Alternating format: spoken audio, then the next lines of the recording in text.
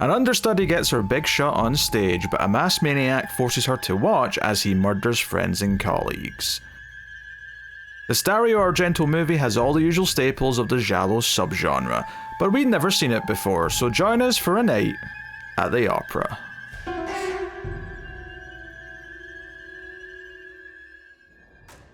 Welcome everyone to Screams After Midnight. I am Peter, and joining me as always is Tim. La la la la la la la la la la la. I am far too tired for that to be okay in my ears right now. What the hell?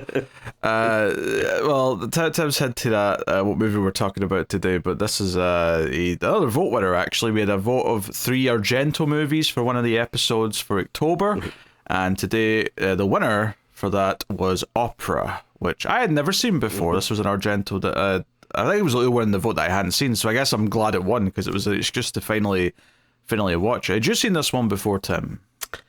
You know, I was really sure that I had, but as I was watching it, a lot of it wasn't clicking for me.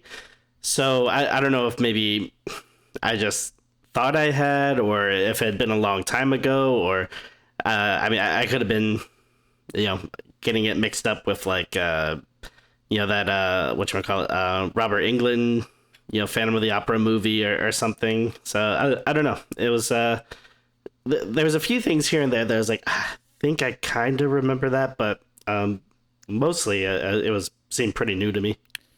Yeah, so this came out after Phenomena, and he had a couple of anthology segments after this, but then his next full movie was Trauma, which didn't come out until 1993. This came out in 1987, so he had a bit of a gap for doing a full movie, but he did have segments in Two Evil Eyes and The King of Ads, which were both at the start of the 90s, so I don't know why he was on a bit of a break, relatively speaking, but that's just to place it kind of in his larger oeuvre, if you will. Yeah, I mean, obviously Argento has a very specific style. We kind of, I think, had an idea coming into this what to expect, at least to some extent. But we will start spoiler free, of course, as we always do. We'll give you a warning before we get into the spoilers. And of course, if you're enjoying the show on YouTube, please do hit the like button. It helps us out a bunch if you do it. And of course, you can support us and get bonus stuff over at Patreon or via YouTube membership. But I'll tell you more about that at the end of the episode. So the premise of Opera is that basically the main character, Betty, is the understudy for a role in an opera, and when something unfortunate happens to the lead singer / actress, she is called up to be in the show, but someone seems to be obsessed with her and is killing people around her, and that is the basic Story gist of my life. Is it? Do a lot of performing on stage, do you, Tim? I mean, it's more podcast fans, but okay, yeah. I don't have a follow-up joke. I can't end that. And then that. And then. That's what I was trying to say. I told you I was tired. So yes, we'll get into things. Tim! Yeah. What did you think of Opera? So, this movie specifically, not the broad concept of what an opera is, just to clarify. Well, I mean, that's kind of the thing, because I do love Argento, but, me, I'm more of like more of a monster truck kind of guy, I don't go to the opera, you know what I mean? So I wasn't like super excited about it. And, it is a bit slow to start. As I was watching, I was like, yeah, I don't know if it's really hitting that Argento stuff that, I kind of expect from him. Like, I kind of expect like, this like rockin' soundtrack, and which the soundtrack is kind of interesting to this, but it is a bit more like rock heavy as opposed to like something like Goblin or something, which is like a bit more like that kind of synth sound to me. But it didn't really feel as like crazy or as colorful as some of its other stuff, but I think there was a point where it did actually kind of win me over. I think as it goes on, it does get a bit crazier, and there's some more fun stuff. I think especially towards the end. I was like, okay, you know what? I actually am digging this. I don't think it's perfect, and certainly not like my favorite of his. It's definitely not the worst, by a long shot. It's a bit long. I feel like it could have been tightened up a little bit, and maybe a few more fun kills. But I mean, other than that, I had a pretty good time with it. Yeah, I mean, I think early on, I think the first like 20, 30 minutes, I mean, they're perfectly fine for what they are, and there's a little bit of style to them. I think it's once the killer properly does his thing, about 30 minutes in, we kind of see what he's going to be doing in relation to the main character. I think once that hits, it gets a lot more interesting, because I'm like, okay, I'm seeing kind of what the gimmicks of the killer are now, and I'm seeing kind of the sleazy side of Argento come into it, and and whatever else. Like, I think once that stuff starts hitting, it starts to feel a bit better. That said, though, I did have and to be fair, I think a lot of Argento's movies suffer from this, which is character logic being kind of wonky and like things unfolding in weird ways. But it was particularly annoying to me in this how after each murder / crime scene, how kind of just little it seemed like, I don't know, it felt like places should be swarming with police and everyone being interviewed, and it kind of felt like the main character just gets to shrug it off, and like after one little thing gets to just walk off and do what she wants. And I don't know, I feel like there should be a lot more fallout every time something happens in this movie, and instead it's kind of treated as a weird like, oh, it was just so awful, I don't want to talk about it, I'm just going to go somewhere else. Yeah, it's like when you witness someone like be murdered, you can't really just like walk out and then just like go home and be like, oh, what a bad day. Like you have to call the police and like stick around for questioning and all these things. Yeah, and it happens more than once. And one of the occasions, I'm pretty sure she doesn't even report what she saw, which is absurd in and of itself. And I'm like, this is making you look suspicious at this point, and I know you're innocent. Yeah. So, so some weird logic kind of holes in that sense, but not bad. Like I think it's kind of a solid like B tier Argento. Like I definitely like it more than some of his other movies, but not as much as my favorites. Yeah, I think it's comfortably in the middle of his like output, where he has some really high highs, but especially his like later works, it can get really low. So it's definitely not bad at all. I think it was like a fun enough watch, but yeah, not one of the all-time greats. And to be fair, this is kind of maybe getting towards the end of his period where most of his stuff is good. I would maybe argue. Like, I don't remember how I felt about Stendhal Syndrome, which was mid-90s, but like I think once you get to like 2000 onwards, I don't know if anyone ever says anything good about anything past that point.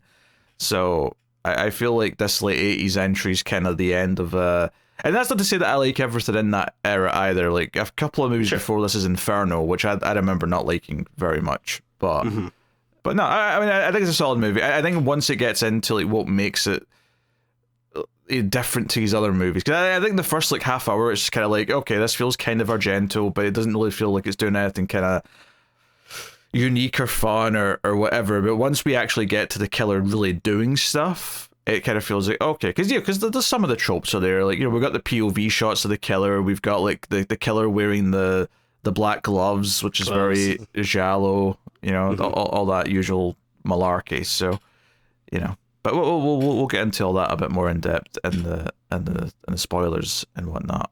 Yeah, there is actually there's a moment, I won't give specifics because this is very near the end of the movie, the thing I'm about to critique. But there's so how like when you've got like characters getting jumped, right? The villain will jump from off camera and like grab someone, and it'll happen. Either because they're around a corner hiding and they'll jump out, or they'll run up behind them and jump out, right? There's a podcast I listen to, a wrestling podcast that refers to this in wrestling as being Pearl Harbored, right? Where someone surprises you with an attack.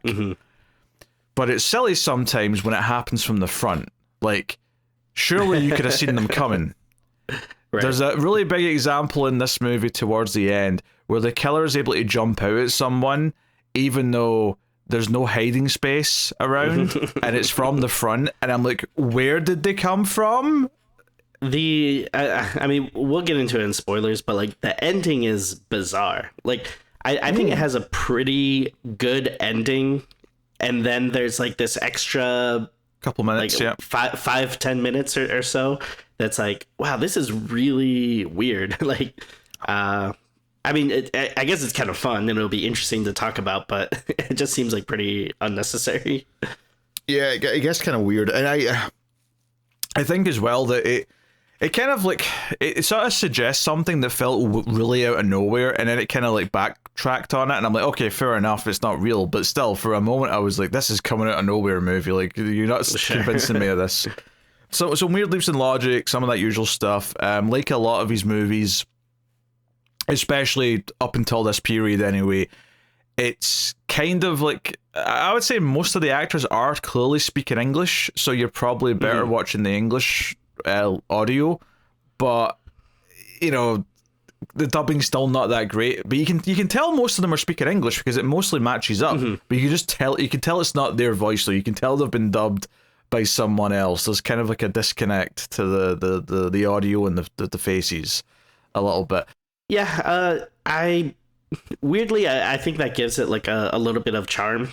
Like, obviously, I don't want to do that for like every movie, but I don't know. Sometimes for these Giallo movies, like I don't know, there's something about it. Maybe it's just the nostalgia factor of like, oh, this is how I saw a lot of these, movies or whatever growing up. But I don't know. There's something about it that just kind of works for me. Yeah, I mean, it's not specific to Giallo. Like, spaghetti westerns and stuff like that are kind of in the same boat, where just, I don't know, the practice in Italy or the surrounding areas were to just let actors speak whatever language they wanted, and we'll dub it in post. It's not a big deal.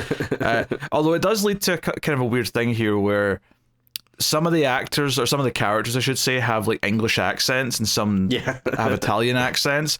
But then when you see like something like, say, a police badge, it's, it says the Italian way, it says Police on it, and I'm like, okay, so I guess we are in Italy?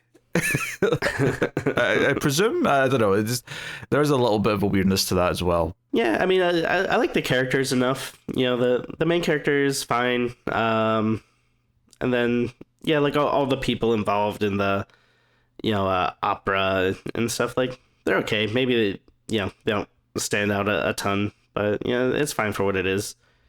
What did you like think about the music? I don't know. To me, I just thought it was kind of weird that it was like, oh yeah, the movie is called opera, so I think it's mostly going to be like this big operatic score, which there's definitely opera parts to it, but then like every now and again they'd have this like rock song kick in, which I was just like, oh, I just like didn't expect that. Yeah, I mean, I still say there's more opera-sounding stuff than there isn't. And a lot of it's diegetic, to be fair, because the main character listens to opera at home, and obviously you've got scenes where she's actually performing or whatever, but yeah, there would be times where it would just like kick into these heavy guitars, and it would be like some kind of 80s metal band would start playing. I mean, I was fine with that. I mean, it gave it kind of what you were saying about the dubbing, is that it kind of gave it a bit of a weird charm for me, where it was like, oh, it's got a kind of a quirky soundtrack, and I'm kind of on board with that. That's okay. Also, I mean, maybe this is a stupid question because I'm no opera expert or whatever, but like the big like opera they're doing is Macbeth, right? Lady Macbeth, I believe, was the Macbeth. Okay. And then, so, I mean, obviously I know that as, like, a play, but I was, like, trying to think, I was like, all right, is that known for being, like, an opera as well? Like, is that a thing? Like, I don't know, it's just weird to me, because I just, like, I'm sure it's probably done that way before, but I just never heard of it, like, as an opera. Tim, I couldn't name you a single opera, so it never even entered my mind to question, is this typically done as an opera? And I said, you could turn anything into an opera, I think, if you wanted to. You used to put in a lot of song lyrics and have someone who can do all this sort of la la and all that nonsense. Yeah. I mean, again, I'm a simple guy. I like NASCAR, and I don't go to the opera, so I don't. What is this bit? Like, if you don't like opera, you have to be like some like car head who likes monster trucks and NASCAR. Like, what is this bit? Which, by the way, Tim has never once talked to me about cars ever in his life before tonight. Well, you never brought it up. Well, I wonder what other things Tim's into that I've just not brought up over the years.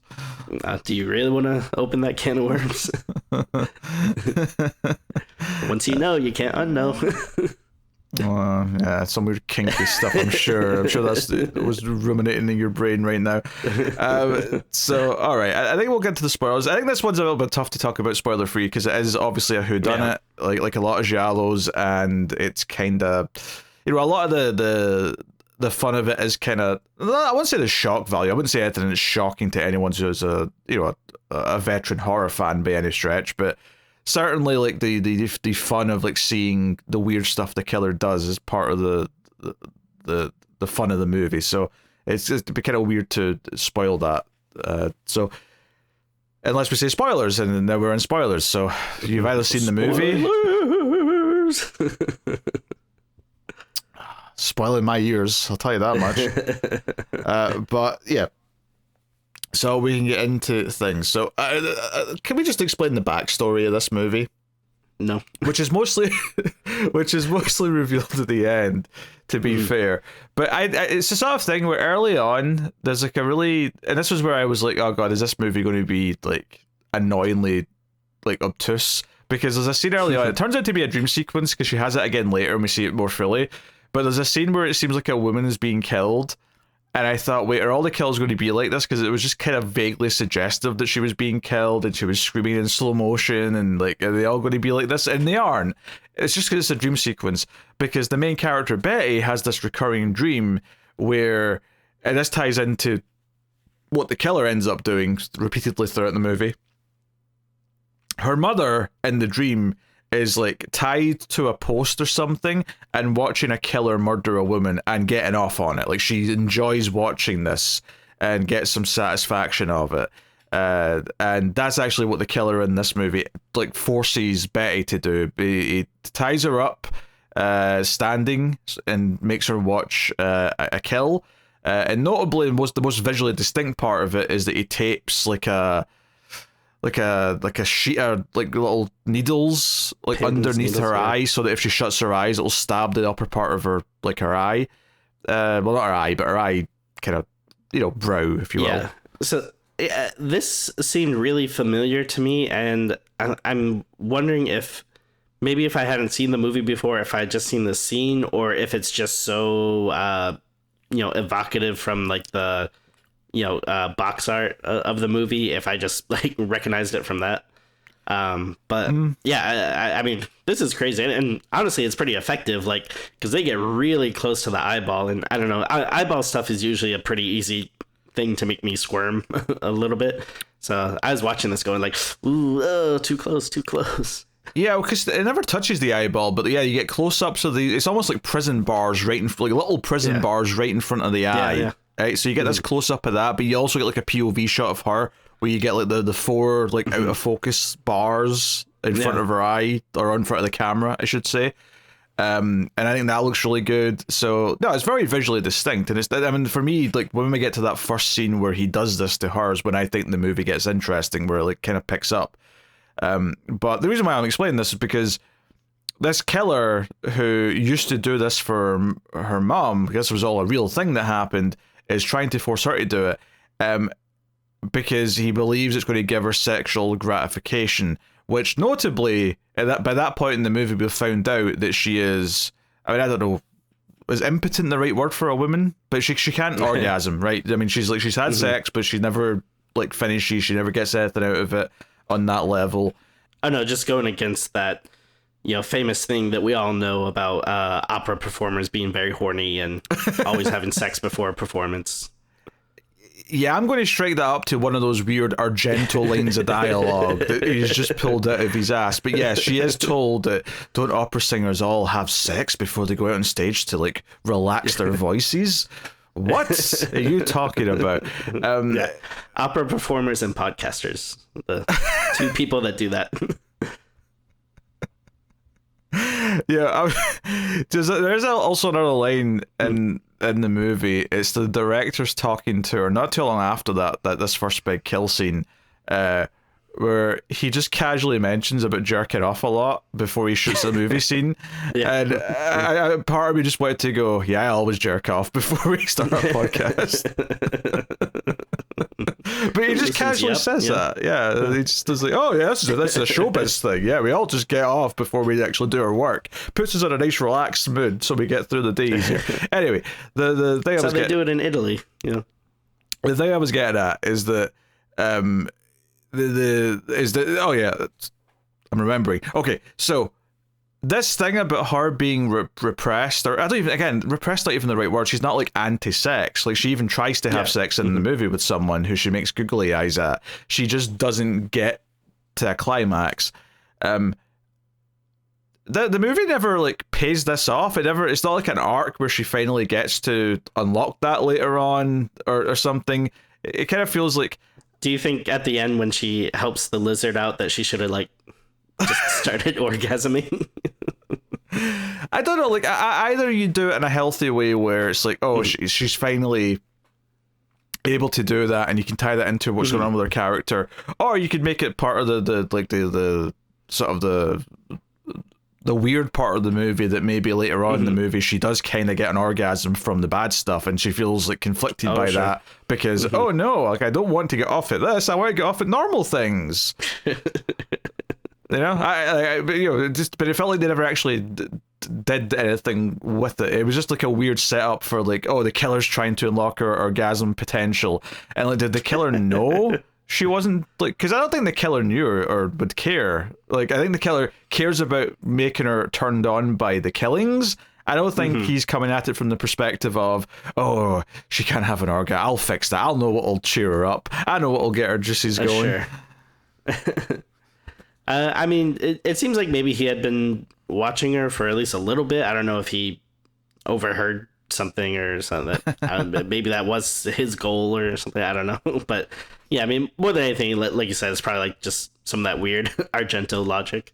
Yeah, that's fair. Anyway, there's the first chunk of the movie before we get to that first kill, just to give some of this stuff. There's an extended sequence of the previous singer who's rehearsing on stage and throws a fit because they've got ravens on stage, and there's a raven handler who's upset about the way she's treating the ravens, and she storms off the stage.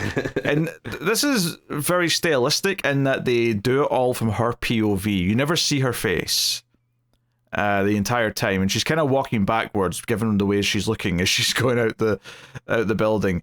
And I will critique that I do think it's a little unclear that she's the one who's been hit by a car. Like when we cut to like a quick scene of like a body going down and like a car like screeching to a halt.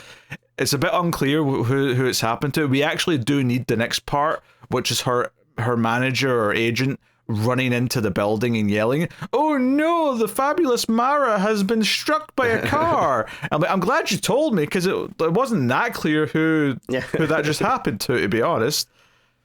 But hey, I mean, you could, and it's not like you shouldn't have done the POV thing. If you wanted to do the POV thing, that's fine, but have a POV shot of her turning her head and seeing a car coming at her. You know, that boom, you've done it. You've told me the story. I understand what's happened. But I mean, it's pretty clear because a creepy voice phones Betty right after, and she's listening to her opera music. She's like, "You're going to make your debut tonight," and like, oh, so this was an intentional hit job, was it, to give her like her chance at stardom? Okay. So they also tease that someone's watching her from her ridiculously oversized vents that are in her apartment building.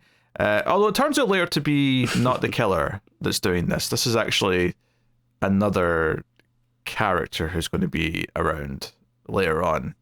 Very underdeveloped as well, may I add. Oh yeah, it kind of comes out of nowhere and doesn't really go anywhere. No, you thought it was, because it turns out to be a little girl who's a fan of her in the building, and then we get the whole scene where like the mum like yells at her and says, "Get out of my house," and then the mum and the daughter show up at the final performance at the end, I thought, oh, there's going to be a payoff to them because they've been introduced and they're both here at this final performance where the big showdown's going to happen. And then nothing happens with them. They just run out of the building with everyone else, seemingly. Yeah, the only thing I really take away from any of that is I thought it was like a pretty cool shot when she's like escaping into the vents and then like, yeah, the camera goes upside down. I was like, oh, this is like, Argento doing some cool camera trickery stuff. Like, I thought it looked cool. Yeah, but aren't these the biggest air conditioning vents you've ever goddamn seen in your life? Like, they're not even crawling. They're just kind of, they're just hunched over and they're just sort of walking down this big thing. Yeah, I think that's like a pretty common like trope in movies and TV shows. Like vents and sewers, I think people just assume are like, yeah, these big cavernous things that you can go through when most of the time, yeah, I think they're like relatively small. I mean, I think sewers, I believe a bit more. At least, certain parts of it. I mean, I know in Paris, for example, it's very famous that their sewers are like exactly the same size and like have the same layout as the streets. So if you know your way around Paris, you can actually make your way around the sewer system because it's the exact same. It's just like the sub level of every street kind of thing. Whereas most sewers, I don't think work like that, where they've got their own kind of layout.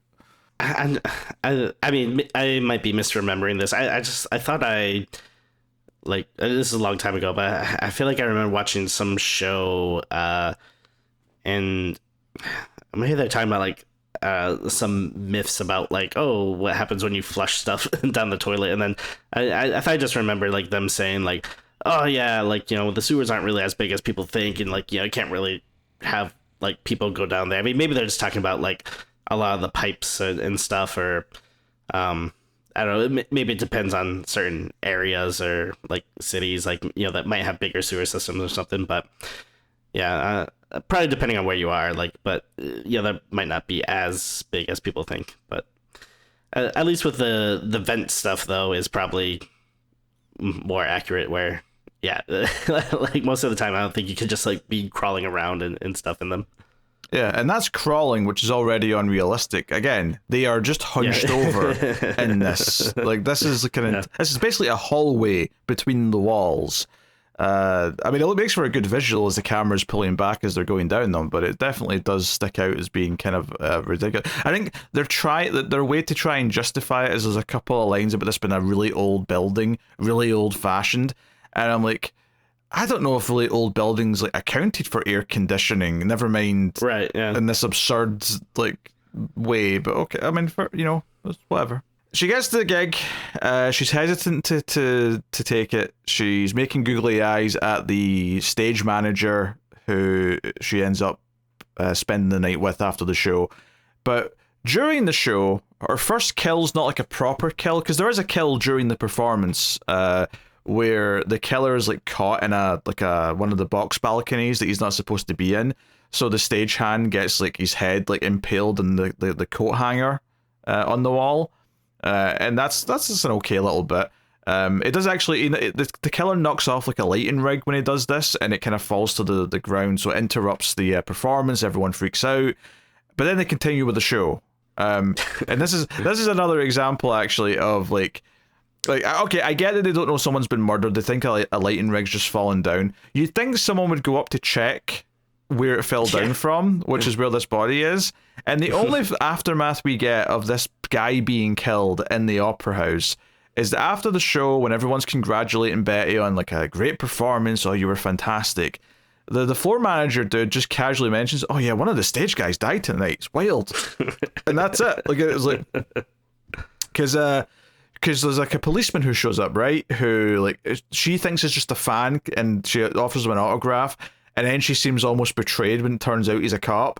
And when the stage manager comes over, and she's like, "Oh, there's a policeman here. Did you know that?" He's like, "Yeah, maybe he's here because that guy died upstairs." Like, yeah, I feel like there should be more of an active investigation going on here, and instead it just kind of feels like there's this one doopy detective just hanging around staring at her. Which, by the way, like, this movie obviously is like a whodunit kind of thing. There's two suspects. There is this cop, and there's the director of the opera. They're the only two possibilities the entire time because they're the only two that get enough time to really be potentially the killer. And would you believe it? It turns out to be one of them. Mm-hmm. Yeah, I wasn't too shocked.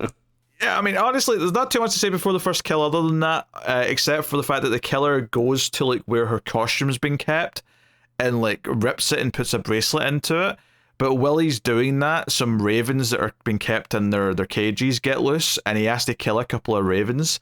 This is actually an important plot point for much later in the movie, because this is going to factor into how they figure out who the killer is in the most bizarre way possible.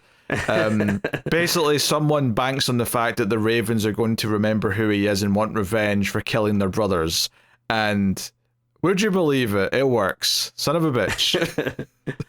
Which it's funny though, and that is like a true fact that I've heard. Like I feel like this is one of those kind of like internet like stories or thing that gets passed around every now and again. But I've heard that before, that like ravens or crows, maybe I don't know if there's much difference between them. But like I've heard that they have like really good memories, and they can be very spiteful, but like if you are good to them, like, you know, if you give them food or whatever, like when you pass by, like they'll remember you and they'll be nice to you and stuff. But then like you know, people also say like, oh yeah, like if you're mean, and I guess, I don't know, like swat at them or something, or I don't know like what you would do that'd be that mean to a bird, unless like you're actively hunting it or something. But I guess, yeah, they can be like very spiteful and remember you, and like, you know, I guess like attack you anytime they see you.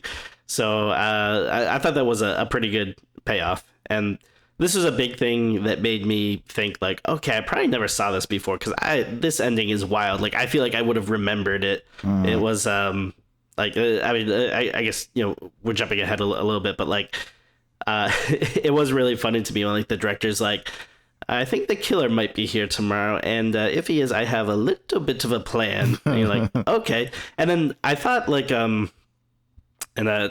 apologies, I don't know much about Shakespeare, but like I forget if it's Macbeth or Hamlet, but like one of those plays, it's like, you know, the big thing is that they try to catch like the king or whatever, that like the brother that murdered the king, by like staging a play where like the basically calling him out and like drives him crazy or whatever. Like I thought that was gonna be his plan, but instead, when he is like, all right, here's my plan, and it just like unleashes a bunch of ravens. They're just like flying through the opera house, and especially like, you know, they're doing like this like cool like POV thing, and it feels like it lasts like a long time with a raven is circling. Like, I don't know, that just gave me a huge smile on my face, because it was just like so unexpected. I was like, oh, okay, like when you said you had a plan, like it'd be a little more straightforward, but like you said, hey, it works. So yeah, well, I felt like the plan was like when you say you've got a plan, I think it's going to be more intricate than just, we're going to like just open all the ravens out into the opera house, completely ruining the performance, right? Ending the show right there and then, because everyone's going to stampede out once they realize the ravens are all loose. But we'll get back to that, because so the first kill is she's with I think his name is Stefano, the stage director, not the director, just the floor director, and yeah, they have this casual conversation about, oh, I'm so sorry, I'm not good at sex, or something to that effect. And he goes to get her tea, and that's when the killer kind of like jumps out and grabs her, ties her up, puts the little needle sort of cage like in front of her eyes. And when Stefano comes back in and he walks over, he's like, wait, what are you doing? And he walks over to her gradually, and she's gagged at this point. She's got tape over her mouth. And this did make me perk up, not just because the obviously all the visuals with the eye needles were really good, because that was a really distinct visual, but when the killer jumps out and stabs him through the chin, they do a close-up of his open mouth, and you can see like the tip of a blade inside his mouth, and I thought that was pretty unique. I don't know if we see that too often. And you get a couple of shots of that, and then obviously he dies, and then the killer says a couple of creepy things about, oh, you're getting, off on this, aren't you? You're turned on. But he intentionally cuts her rope just as he's leaving so she can get out of the restraints by the time he's gone. And she goes running. Now, she does call it into the police, right? Which she should. But then she just kind of like goes running until the director of the play or the opera runs into her and gives her a lift home. And this is where they have this weird conversation where he's like, yeah, I always jerk off before I shoot a movie scene. And she, like, honestly, her demeanor in this scene is so wild to me because she's acting so casual and like laughing along at some of the things he says. And he does say, hey, what's going on? Why are we out? He's like, oh, I don't want to talk about it. It's too awful. And then just makes like casual talk. And I'm like, you should be way more like traumatized right now and like feeling, I don't know, like stressed and like overwhelmed and like almost in like a state of shock or something. But instead it's like, oh, so tell me about your sex life, Mark. Well, and especially because it's someone that they both know, like it's someone that's working on, the opera. So it's like, he's going to find out. Like, don't you think he's going to be like, hey, how comes you didn't tell me yesterday when I picked you up that like you just saw this guy get murdered? Yeah, I mean, she does eventually tell him, but when we cut to her place, it's sort of as if she's just told him the story. But yeah, it's kind of weird, especially since, I mean, even just ignoring the murder part, like, he does also know this guy. He works for him, might even be friends with him. He probably would like to know that he's dead. Like, it's probably something he needs to know, in one way or another. So, very, very strange in the demeanor. And that feeling kind of continues a little bit because when they get back to her place and he's like offering to stick around if she'll make her feel better, and she's like, no, you've probably got someone waiting for you, and he's like, I do. But like, she sees someone outside in the window at the phone booth, or he does at the very least, and then he's leaving, and she's just kind of like, she's like, yeah, I'll be fine, I'll lock up, I'll be fine on my own. And he's like, okay, I'll have a look around when I leave and see if I can see anyone, and if I do, I'll phone you. And I'm like, again, she's been so casual. Like, how like, let me think of an example. How like Scream, for example, right, which I think is a good comparison point for this, right, because you've got a killer who harasses the main character and is still on the loose, and then the main character's on edge because that killer might pop back up at any point, especially since they seem fixated on her, right? That's kind of the case here, where this killer clearly has something very specific to do with her. Like, he wants to torment her. He wants to show her kills and whatnot. And she's just like, oh yeah, I need to get to sleep. Like, it's just been such a stressful day.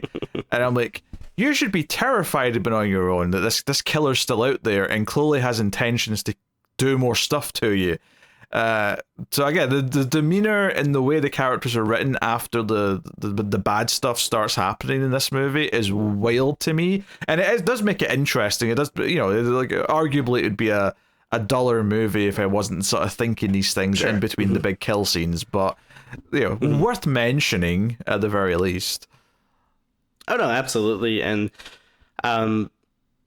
again, like it might stick out a bit more if this was like, like something like Scream, where it was like, these are American teenagers, in a high school or whatever. But I don't know, like, again, with like a giallo movie, I don't know, there's like, a weird like level of like disconnect, I guess, or something where I don't know that there's, or maybe I shouldn't put that on giallo stuff. Maybe it's more like an Argento thing where there's just like this different type of logic or something that seems to they seem to operate on, that it's like, okay, I guess this is how we are.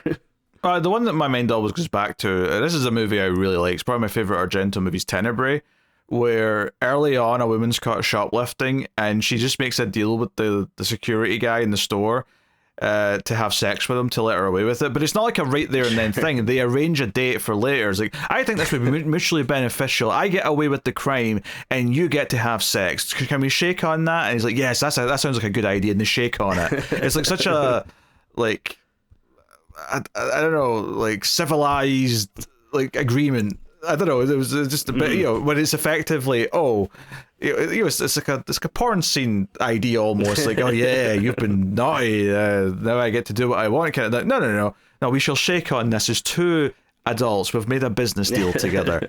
All right, there you go. Like, it's that. Like, yeah, there's always weird logic in Argento movies that feels really. It's like you can sort of see what the idea is and how you could imagine more realistic characters and writing say it. But then there's this weird Argento way of doing it, which is just unnatural and, like, I don't know, just kind of hand waves things away as if they're normal. but I mean, just like you said, though, it kind of it gives it this, like, charm and this, I guess, maybe personality to it. Whereas, like, yeah, it might be a bit more boring if they just kind of play it straight or the way that you would expect. So the second kill is the next day when she's back at the opera house and they're going to rehearse and whatnot. The policeman's questioning some people and getting stern and whatnot. She avoids him though, but she has to go to the costume lady to get her outfit fixed and whatnot. So she's hanging out with her in her workshop. And the killer once again pops up and grabs the main character Betty, ties her up, actually puts her in like a glass case, which I assume is for like storing like, outfits, but she's in this glass case, so she looks almost like an action figure or something inside this glass box. But again, talking about characters reacting to things weird, this seamstress character, her reaction to everything in this scene, which is going to result in her death, is bewildering to me. Because when she comes back into the room, sees that Betty's tied up the way she is, and they found the bracelet in the outfit, and she was trying to look at the inscription on the bracelet with a magnifying glass. She comes back out and she holds it up, and she's like, "Aha!" And the killer like jumps at her, and I assumed because the killer jumped at her and it cut to a different shot, he's like killed her or he stabbed her or something. But then we cut to like the seamstress crawling under a table, almost like laughing at, "Ha, I got away." And I'm like, what? Why are you being playful? Right, this masked man is chasing you and trying to grab at you. This is not the correct response to this. And then to further kind of like piss him off because he's clearly trying to get the bracelet back, she decides to swallow it. Which ends up being a bad move on her part because he finds a way of getting to it in a minute. But it feels like she's like treating this like a game and like, oh, you're a pathetic loser and I'm going to have fun eluding you, until of course he does gets her and kills her, and then cuts into her throat so that he can pull out the bracelet. And this all happens in front of Betty, of course, as the previous kill did. I forget, for this one, does she have the needles on her eyes again? Yeah, she has it again. Yeah, that kind of surprised me because like I thought that was such like an interesting set piece, but then like you do it the one time, it's like, oh man, that's like pretty cool, like messed up or whatever, and then you do it again and it's just like, oh, is this just a thing? Like, is he gonna do this like every time? Like I didn't realize that that was such like a big part of it. I kind of like it. I like the idea that she's like found herself in the exact same predicament again with the exact same sort of setup. And then obviously when she's let go again, it kind of feels like, oh, now she just has to wait and count down until the killer does this. Because I think the last thing he says to her is, "I can get to you anywhere, anytime I want." And like that's kind of, it leaves her off in this ominous threat of like when the killer's going to strike. But this is the one though where I don't think she even reports it to anyone. She just goes home, and it's not until like her agent shows up much later where someone actually comes over, like where she says, "Oh yeah, it was awful. The killer killed again today." I'm like, did you tell like the authorities? Did you tell people? Like, did people just find the body and you'd fled the scene of the crime? Like, that doesn't look good for you, Betty. And I like I said, I know you're innocent. I know you've got nothing to do with this, but you look quite bad right now. Like, she treats it the same way you would if, like, you had a bad day at work, where it's like, my boss just yelled at me, like, I just want to go home and curl up on the couch. Like, this is ridiculous. It's like, no, I think there's some other things you should be doing. Yeah, and she runs into the detective, like, at the bottom of her building or wherever, and he's like, "Hey, the killer's on the loose. I'm going to send one of my men to come and sort of like, keep watch and like keep an eye on you, right? This is his name. He'll be up later. And she's like, okay, that's fine. And I thought like this whole scene I thought played out pretty cool. Like I like this part. Oh yeah, once we get into her apartment, like everything from this point on for the next like half hour is really good, honestly. A couple of little weird moments, of course, because there always is in Argento movies, but the general setup, it was very good. Even though there's one kind of weird, well, it wasn't actually weird, given what it turns out to be. But there was like a little period where the setup here is that she puts eye drops in her eyes because she's tired and she's had a rough day and she wants to relax. And that's when the door, goes, and it's like, oh, this is the detective's, like, well, not a detective, but the officer, whoever he is, right? And she's like, oh yeah, fine. And she kind of unlocks the door for him when she buzzes him up and just walks away from the door. And she can't really see very well. Or, we get a POV shot, her vision's all blurry because of the eye drops. And I'm like, there's a killer on the loose who's obsessed with you. And you've just unlocked your door and walked away from it. And then this guy comes in, and the way it plays is that, we get the POV shots all blurry. You can't see who he is. We just hear his voice. And I thought, well, the obvious thing here is this is probably the killer. But then I thought about it and went, but how would the killer know she wouldn't be able to see him, like, right now? Like, how would he know she's got eye drops in? And, like, it works for the audience, but would it work for her? Now, to be fair, it does turn out that this was actually the real cop a little bit later, even though the scene plays it out like, oh, is this the killer? Is he in the apartment? Is he going to do something bad to her? Was that... Because they even play with it, because when her manager or agent shows up and she comes up, she's like, wait, I met a guy downstairs who said he was that guy.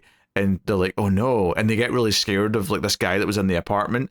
And then it seems like he's disappeared. Like he got a phone call and left. So they're kind of waiting, like scared, and like the agent's holding a knife and they're kind of freaking out. I thought it sets up the tension very well. Like I like them like trying to go through it like in their heads, like, wait a minute, like what if he's the killer, and like, or maybe the guy downstairs was the killer pretending to be him, and then like just kind of going back and forth. Like, yeah, it's entertaining. Yeah, no, I think it was well set up. Like literally my only sticking point was if it was the killer who came in, like how would he know that she wouldn't be able to see him, because it's still supposed to be a secret. Which actually, that reminds me, when he killed the seamstress, she actually pulled off his mask, but Betty couldn't see it because he was lying down. So when the moment she dies and gets stabbed is when she goes, oh, it's and stab. Which I thought was funny. Like also I get the bit that the movie is doing, but like, I've used eye drops before, and like they don't make you blind. Like, usually you just gotta blink a few times, and I think you're pretty good. I mean, I've definitely had some at the opticians that have made me blurry for a while, but I mean, I don't know about ones at home that would do that. Like if they're just regular eye drops, which I assume they are. Yeah, I mean, I the her eyes are like really, really, really dried out because of the pin stuff. I don't know. Maybe the effect does last a little longer or whatever, but I don't know. I'm not even complaining. I just think it's like kind of funny. It's like, it like you said, it works for what the movie's trying to do. This isn't your weak ass American eye drops. These are full fat European hardcore eye drops. Okay. Oh, of course, yeah. Anyway, so the big payoff to this though is that the door goes again, and there's someone at the door, and he claims to be the detective, right, who's been sent here.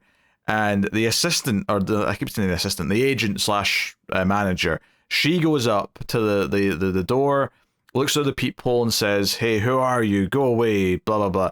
And he's like, hey, look, here's my badge, here's my identification, here's my police issued gun. And he shows off the gun. And she's like, show me your face again, show me your face.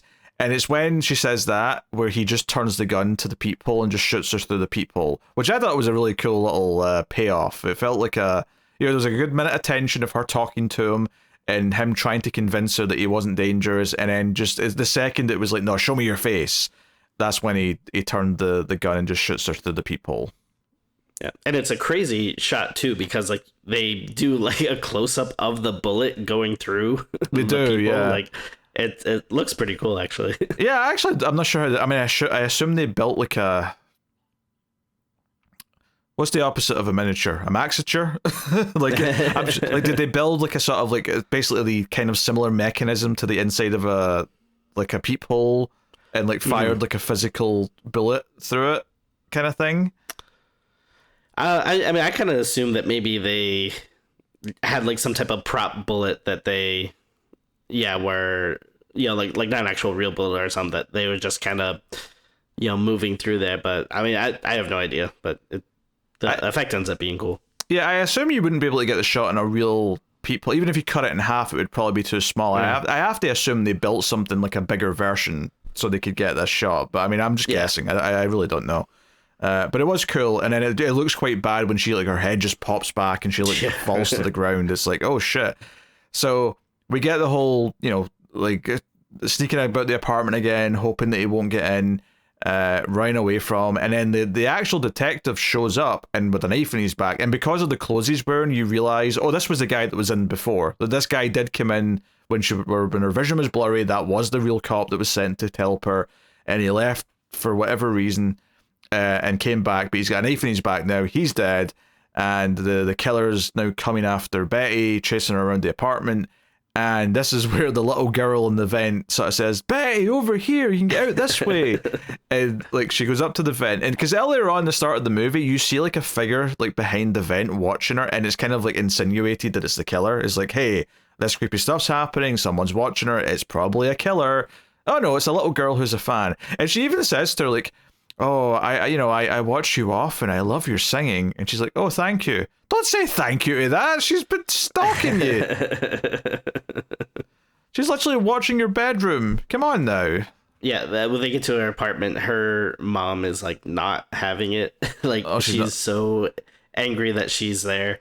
Which, well, like, it seems to be a follow up, because there's that scene earlier on where she's already scared, like the night before, where she's looking through the peephole and sees this mum character and starts yelling, "Who are you? Why are you in this building?" And then she's like, I live here, you stupid bitch. What are you talking about? So it feels like she's still spiteful for that. That makes sense, but again, it's weird that like Betty just doesn't like break down and say like, listen, I know we're not friends, but like, please, I'm trying to escape a killer right now, and like I just saw like these people get murdered, and like you think maybe the mom would be sympathetic after hearing that, but again, instead she's just kind of like, no, I don't need to go into that. But weirdly, her daughters talked her into taking her to the opera the next night because they're there at the final performance. So I don't know, trying to explain that. Maybe there was a scene or two cut or something that kind of filled in some blanks here, but yeah, very, very strange. So Betty just leaves the building after this and like, walks the streets until she gets to the opera house, and the director's there. And he's like, what are you doing here? And I'm like, oh, you might very well be the killer. You might not be. It's either you're the detective, because you're the only two that have had enough screen time to be worthy suspects. But he's like, hey, I've got a plan. I think the killer will be here for the performance tomorrow night. And when he is, like, we'll get him. And they get him is like, oh, we'll just unleash the ravens, like we said earlier. And when the ravens do find him, like one raven goes down and pecks his eye out. So he's actually missing an eye for the final bit. But it is the detective. It turns out to be him the whole time. And what's funny too about that is like the opera house is huge, and it just keeps showing like the raven like scanning the crowd, like as if it knows what its mission is. And like, yes, I guess it has like super raven vision where it's like scanning the thousands of people there and just being able to narrow it down to like, that's the guy. Raven, your mission, should you choose to accept it, you must avenge your falling brothers by getting this killer. But yeah, so what's so well to me about this though is like, so I was kind of joking earlier that it's not really that much of a plan other than just unleash the ravens, but it's even worse than that, because you would think that if he's got a plan to find out who the killer is, there would be an element of the plan that would be like, okay, if we find out who the killer is, what do we do next? Because because there's nothing planned for that. Because basically the killer just pulls out his gun and starts like firing willy-nilly. Like one of the background extras who are dancing in the opera gets shot. There's people running and screaming as these guns going off. Betty just runs backstage, and again, going back to this idea that her reactions to things just don't make any sense, is she just kind of like calmly shuts her dressing room door as if, oh, that's that over now. What do you mean that's that over now? He's out there with a gun. He's mad. He's running for you. You know. Also, is there no security in this building coming for the man with a gun who's shooting at people? That's another question one might have. But it's actually this scene where I talked about the attacking someone from the front in a way that just didn't make any sense. I mean, technically Stefano earlier on got stabbed from the front, but like there was a kind of a curtain there. I can kind of see where the killer might have been hiding to, you know, surprise him. But Stefano, the director, knocks on the door, comes in, and says, "Hey, it's madness out there. He's you know, we know who he is. It worked." And I'm like, yeah, but what was your plan once you knew who it was? Like, there was no like police lying in wait to arrest him. There was no one else involved in the plan. You just know who he is now. But as he walks towards her, from the front of him, meaning from the back of the dressing room, for which, as far as we can tell, has no other entrance or exit other than that one door that she just came in before he did. Somehow the killer, the detective, is waiting to jump at him, and this makes no sense. Like, how did he get in the room? She ran back here when he was still out in the seats, and then somehow he's got in here like a ghost from the one entrance in the last 30 seconds. It doesn't make any sense. It made me laugh when he jumped out and like killed the director, or didn't kill him, but he jumps him and attacks him. But the big finale though is that he chases her, of course, to other parts of the opera house. Again, I'm like, why isn't there police swarming this place looking for the man with the gun who was firing into people? You know, that's a whole question. But he gets her, he takes her to a room where he ties her up. For some reason, he blindfolds her in this scene, even though, well, maybe it's not for some reason, because it turns out later he does fake his death, so maybe he knew he was going to try and trick her. But the entire gimmick up until this point was to make her watch, right? It was like, you're not allowed to not watch what I'm doing. So it's kind of weird that in this scene that there was the opposite. It's like, I'm going to blindfold you. But he basically says, like, I killed people for your mother. She made me do it for her own satisfaction, but then I killed her because she wouldn't let me touch her. So he's like sexually frustrated. He took that out on her, but then when he saw how much her daughter looks like her, that awokened the evil in him again, and he wanted to kill, and he wanted to like get her off, blah blah blah. And he basically starts pouring gasoline around, and you know, sets himself on fire. He also puts a gun in her hand. He wants her to shoot him first as well. Yeah, it's a little strange. Yeah, I mean, I don't really have much for it. The thing that gets me though, because obviously this is a very long sequence where like he seems to be dead, the place is on fire, and she's like, you know, she shoots the ropes because she's still got the gun in her hand, and she tries to get out. She can't get the key. There's a whole section where she's sort of trying to fish the key away from his body with a music stand, and it's too hot to hold. But even when she puts it in the lock, it breaks off because it's been kind of hot, and I don't know if it's melted per se, but it's you know, the key breaks. And eventually they open the door from the other side. The director's there with someone with a fire extinguisher. They grab her. Seems to be all over, right? That seems to be the big climax of the movie. However, we get an epilogue sequence where she's staying with the director at some place in the countryside, right? They're somewhere out in the middle of nowhere. And they're watching the news. And the news casually mentions, now we don't know how much time has passed necessarily, maybe a week, something like that, hard to tell, but the newscaster informs us there's been a strange break in this case of the killer at the opera. It turns out what they thought was the charred remains of the killer was actually a mannequin. And I'm like, wait a minute, they need to do an autopsy to figure out it was a mannequin? Surely that was noticeable pretty quickly, because human body remains, even burned up, look very different to a plastic mannequin that's melted. Yeah, like, you probably see some bones or something in there. I mean, burned flesh, You know, like I just, very different look to it. I'm just gonna the idea, like I get why in the moment for her she's blindfolded, she's just trying to get to the key. I get why she maybe wouldn't notice, right? She's not investigating it. But the idea that once they put this fire out, immediately a policeman, a fireman, like a forensic person takes one look at that mannequin and goes, "That's not a human body." Yeah. I don't need my degree in forensic science to tell you that. That is not a human body right now. So the idea that they actually were able to leave, go to like, another country and then find out in the news as if it's breaking days later, a week later, however long it's been, is nuts to me. I actually think that's like maybe the biggest logic leap this movie takes, and that's saying something. And it's so funny because I feel like there's a lot of other scenes that feel like they're really taking their time, that maybe are going on a bit too long or whatever. But then like this last little epilogue scene happens like so fast. Like it's immediately like, we're here, the news is on, the killer survived. And then like he just immediately shouts out like the door because like Betty's outside or whatever. He's just like, he's alive, run. And then it's like, she's just running. Because he also finds like they've got like a maid or something, and like she's downstairs with a knife in her back, and he's like, he's here, run. So she starts running, and then the killer just like it just cuts to a shot of him chasing her. Like, oh, you're not even going to build up to how he appears. He's just chasing her already with his one eye out. Again, it's like you're saying before. It's like, wait, where did he come from? Because like, yeah, we just saw her in like this pretty big open field. Like I feel like if he was around, we would have seen it, but I don't know. Yeah, where did he come from? Where did he go? Where did he come from, Cotton Eye Joe?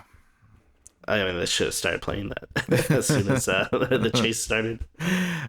So he chases her, and then the director's able to like run up and tackle him, and they have a bit of a struggle, and then ultimately he kills the director, stabs him through the chest, and then I'm glad this turned out to be a ploy on her part. But she kind of like says, "Oh, I am like my mother.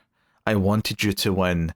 I wanted that. I want to watch you kill. Let's go before others arrive." And she goes off with them, and I'm like, okay, movie, if you're actually trying to tell me that she is like discovered this about herself, like you need to hint at her feeling something in like a previous scene. Like maybe the seamstress, because that's the second kill. Maybe she starts to feel a little bit like, oh, she's like rubbing her legs together, she's a bit hot and heavy, whatever it is. But no, there's been nothing. So it comes out of nowhere, and then it does turn out she's just faking it to sort of so that he won't kill her, which is logical enough. That's fine. What's wild though is that she kind of like knows that there's like an army of police coming for him, and it's almost like she's doing this intentionally to put him in a position where he'll be vulnerable. But anyway, once like he walks ahead of her, she just grabs a rock and bashes him in the back of the head like 4 times. And then all the police come running out, and I was like, to the point where I thought, wait, was this whole thing like some big like sting operation to like lure him out and get him? But then immediately one of the policemen who runs up says, "Oh, how did you know we were here?" And I'm like, oh, so it wasn't like a big sting. Okay, all right. So it wasn't like a big like intentional trap to like, get the killer. This was something that did just happen with the killer coming after them, and the rest of the police just say they've been chasing him this past like half week or whatever. And then it's funny too because they're asking her questions as she's like starting to walk away, and again, no one is ever like, "Oh, I'm sorry, lady, but you gotta stay here and answer some questions for us. Like, we need official, like records and testimony to what just happened." But instead, she's just walking away, and they're like, "Oh, hey, where you going?" Like.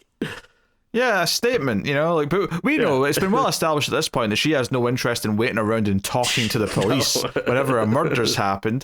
So she just walks off, and the movie ends with her like helping a little lizard get like out of like get unstuck in the grass, and then she lies down and like hugs the grass, and the movie fades to black. And like I'm like, I thought this movie was building up to her finally having an orgasm, and I don't feel like that's what this ending was. Maybe a mental orgasm. That never is good. Yeah.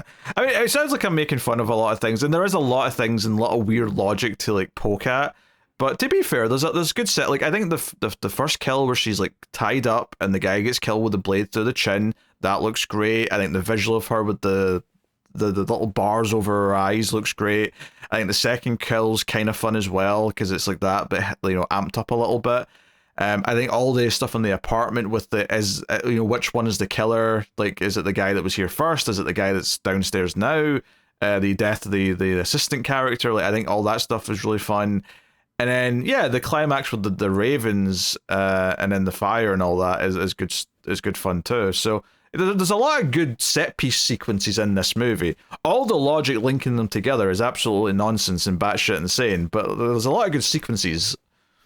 Yeah, but even that stuff that, I guess we're kind of making fun of, like, it's in an affectionate way. Like, it's not like that stuff makes me angry, like, this movie does not make any sense. Like, instead, I don't know, it adds to the enjoyment where it's like, oh, this is kind of bonkers, and, I'm liking it.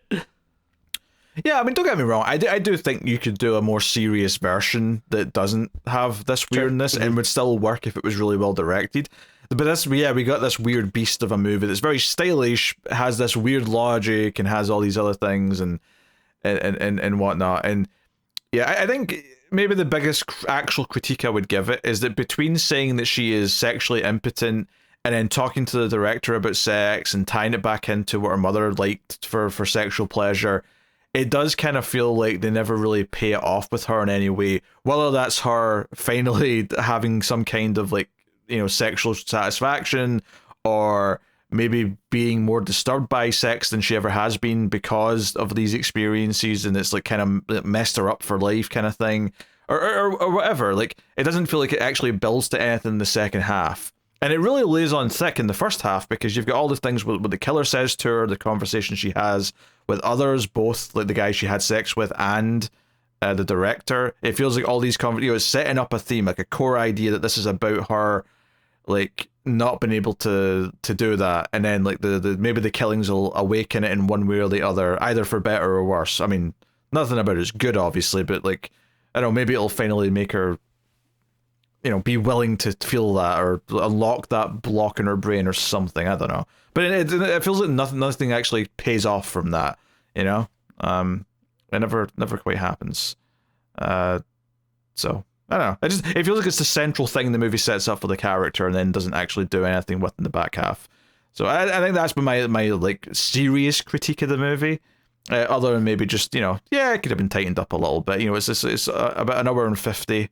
You could have gotten this down about 15 minutes, I imagine, without losing too much of value or note. But certainly, I mean, I had a fun time. Like, for all the things that are being said, like I had a good time with it. I mean, we did an Italian movie as the bonus episode in the first half of the month for Burial Ground, and that movie was so goddamn lacking of anything happening. And this movie is constantly doing interesting things.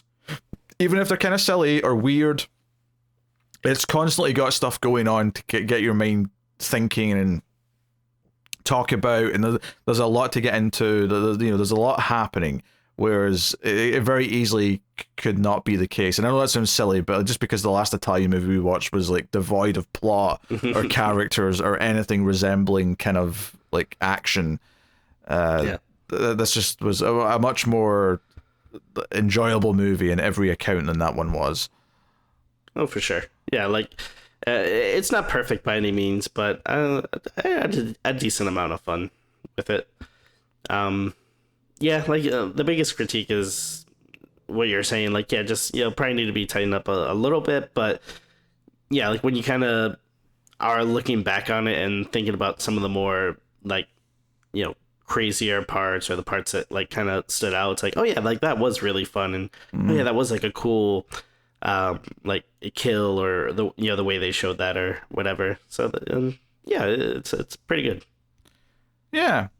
Although I will say her ending where she sort of blissfully lies down onto the grass smiling does, like, okay, yeah, I get that you've dealt with the killer, but your friend, the director, did just die like a minute ago. It feels weird. Like, even though you're happy you survived and you're happy it's finally done with, again, to go back to, like, say, the end of Scream, for example, it's not like Sydney and all that are happy at the end. Like, they still went through something traumatic. So it's not like, oh, we're happy now because the killer is dealt with, kind of thing. Yeah. So, you know, I will just throw that out there as well. But no, not a bad time, certainly. You know, I'd say mid to upper mid kind of Argento kind of fare with some standout sequences. But you know, the characters are kind of whatever. And the killer, like, I like the killer's shtick. I think the killer, once we get to see who it is, like, I don't think he's as interesting at that point. I think he was more interesting when he was mysterious. But you know, I think that's true for a lot of killers that have concealed identities. It's not like I'm like, oh, this is so much more interesting now that I know like what his backstory is and what his motives are. So yeah, all right, Tim, would you like to rate Opera, or sometimes known as Terror at the Opera? Ooh, oh, both great titles. But before I go into my rating, I did prepare a little trivia question for you. Okay. So this movie famously centers around an opera. What other famous horror movie also took place in an opera? Do you want me to say Phantom of the Opera? That's correct. Good job. Thank you. All right. So I think going in, I was like somewhere in maybe like the 6 territory, like 6.5. But I don't know, the more we're talking about it, like some of the crazier stuff like does really stand out. And like, I don't know, like the Ravens and you know, like that whole like ending epilogue and the pins and needles and like the bullet through the doorway. Like, I don't know, I feel like that's stuff that's gonna stick with me. It's like pretty cool and inventive. So I think I'm gonna bump it up actually a little bit. I'll give it a 7, which, you know, I think it's good. Like, it's you know, it's definitely not up there with like, you know, it's not, I wouldn't say it's like great or amazing. But again, in terms of Argento stuff, I think it's pretty solid. It you know, fit there, I guess, kind of in like, you know, the middle of his excuse me, of his output.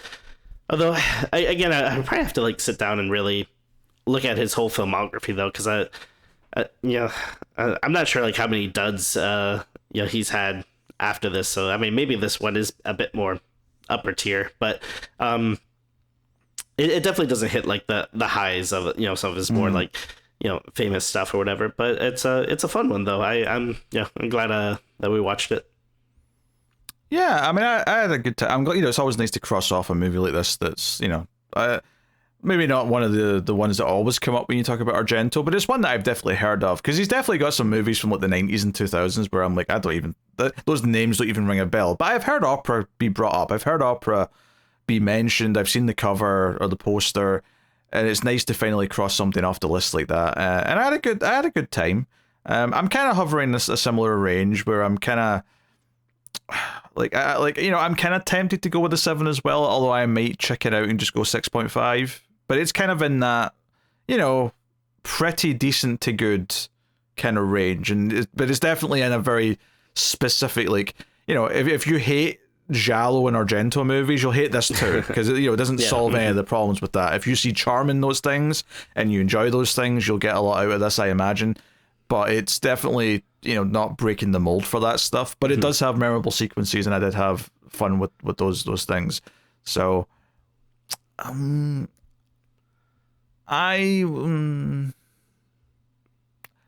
squeak it to the 7. I'll agree with the 7. Nice. I'm glad you're happy, Tim. Glad you're happy. I mean, honestly, I was kind of surprised because I didn't necessarily go in thinking it was going to be bad or anything, but I thought it just maybe might be like straightforward, or I don't know, just kind of typical like stuff we've seen before. And you know, I mean, Argento definitely has his like tropes and stuff, I guess, but it's definitely more compelling than, you know, I maybe thought going into it or whatever. So I was I was happy to watch this one. All right, well that'll do it for the movie then. We, of course, have more Octoberthon coming up. The next one is probably going to be the next Return of the Living Dead, unless something shakes the schedule up, but that should be coming soon. We did have a bonus episode go out on Patreon already. There'll be another one this month as well. We mentioned Burial Ground was the earlier one, and then coming up later in the month is The Dentist. So, yeah, fun to be had in October across the board. So, hopefully you had fun with the conversation. You can support everything over at Patreon, get access to those bonus episodes, as well as the Even More Scream segments and all that good stuff. But help keep the show coming. YouTube membership's an alternative. We can get a lot of the same content as well. But thanks to everyone who already does support us. But that is the show, everyone. So thank you very much for joining us. We do appreciate it. Keep watching scary movies, and we will see you next time.